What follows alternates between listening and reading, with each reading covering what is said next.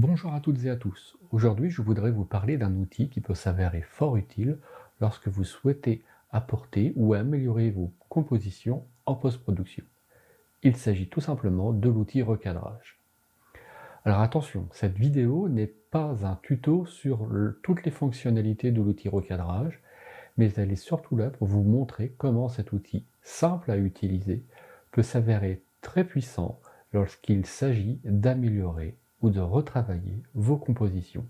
On se retrouve dans Lightroom et je vous montre ça à l'aide de 5 exemples.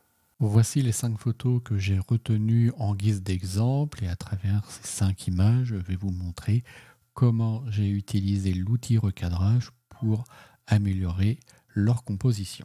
Cette photo a été prise à Sotteville-sur-Mer lors d'une sortie consacrée au noir et blanc. Vous retrouverez la vidéo de la sortie ainsi qu'une autre vidéo sur le développement de cette image sur ma chaîne. En quoi l'outil recadrage m'a été utile? Eh bien, je vais vous montrer tout simplement ce que donnait cette image avant d'utiliser l'outil recadrage. Je vais sur l'outil recadrage et vous pouvez voir qu'elle m'a permis d'éliminer cette zone en haut de l'image avec ces autres rochers qui apportaient pas mal de petits détails légèrement perturbants dans la scène, et j'en ai également profité pour réduire un petit peu le premier plan. Pour cette image, j'ai choisi un recadrage au format 16/9, car dans Lightroom, vous pouvez avoir des paramètres prédéfinis de recadrage. Il suffit de cliquer ici et vous avez des paramètres prédéfinis avec des rapports de proportion, et vous pouvez créer vos propres rapports largeur-hauteur personnalisés tout simplement en cliquant ici, en rentrant de valeur et en cliquant sur OK. Ils viendront ensuite s'ajouter dans la liste. J'en ai créé quelques-uns. En utilisant l'outil recadrage, j'ai pu éliminer cette partie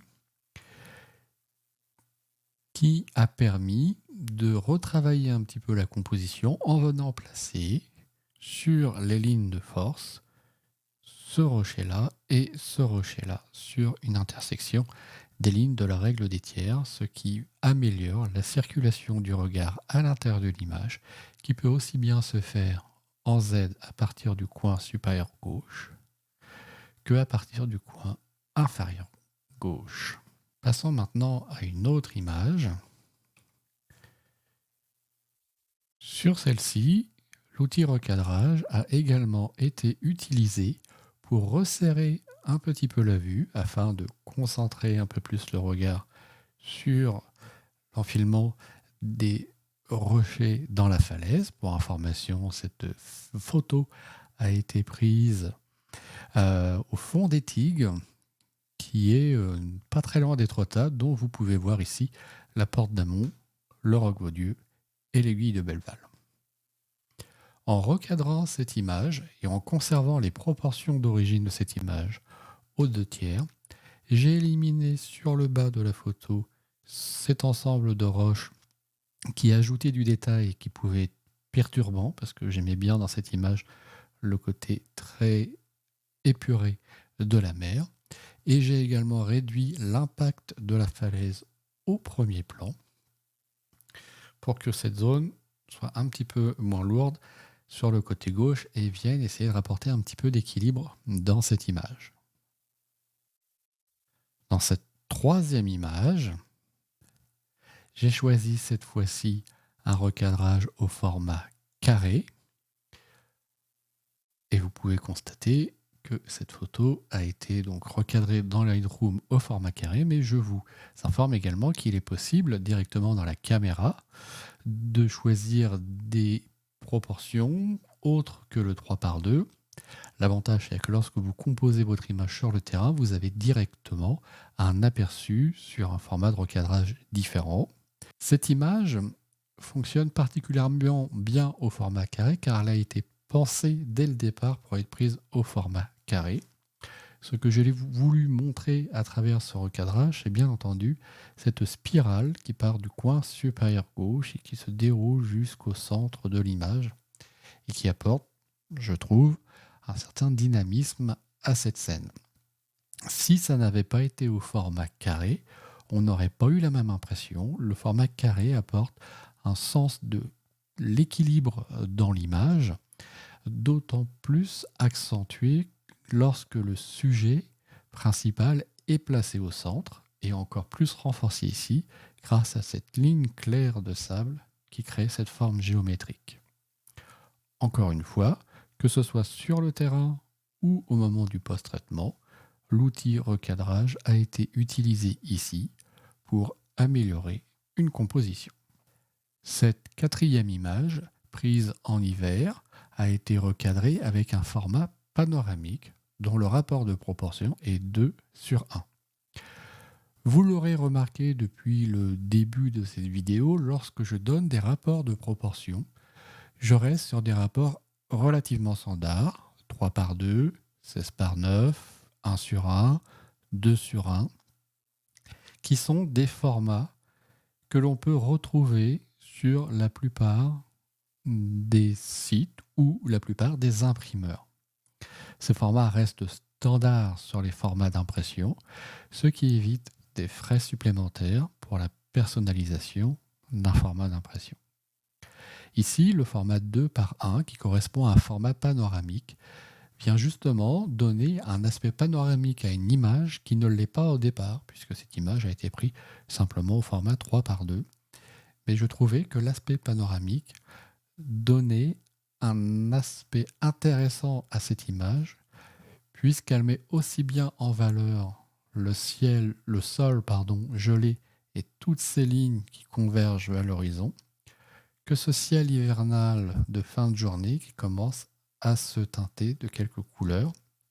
Et toutes les lignes, y compris celles du ciel, convergent vers ce petit groupe d'arbres sur l'horizon. Je n'aurais pas eu la même sensation si je n'avais pas recadré cette image, car le premier plan, qui lui est exempt de ces lignes directrices, aurait peut-être attiré un petit peu trop l'attention. Car là, au niveau du recadrage, vous voyez que les lignes commencent au niveau de mon rectangle de recadrage.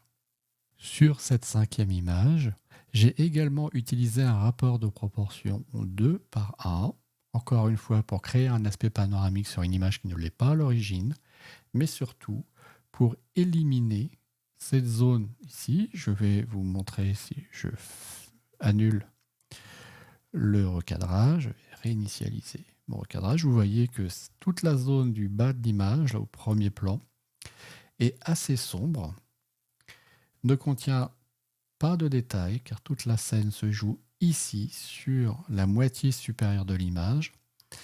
Et si j'avais conservé le bas ici, cette zone sombre aurait considérablement alourdi la composition et avec des détails qui, notamment ces petites zones un peu plus claires là, qui attirent l'œil au milieu de cette scène sombre, qui aurait, je pense, nuit à la lecture de cette image. C'est la raison pour laquelle j'ai choisi un recadrage en 2:1 et que j'ai choisi d'éliminer une bonne partie, voire la totalité du premier plan, et ainsi mettre en valeur la lumière qui effleure la forêt et ce ciel matinal.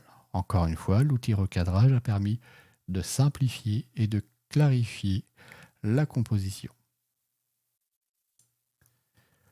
Comme vous avez pu le constater, l'outil recadrage est un outil à la fois simple à prendre en main et puissant pour modifier vos compositions.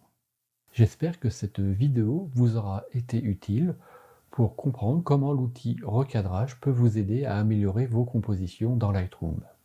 Si vous avez des questions ou des remarques, n'hésitez pas à utiliser les commentaires. Si cette vidéo vous a plu, pensez à y mettre un petit j'aime. Et en attendant de vous retrouver pour une prochaine vidéo, je vous souhaite une très bonne semaine. Salut!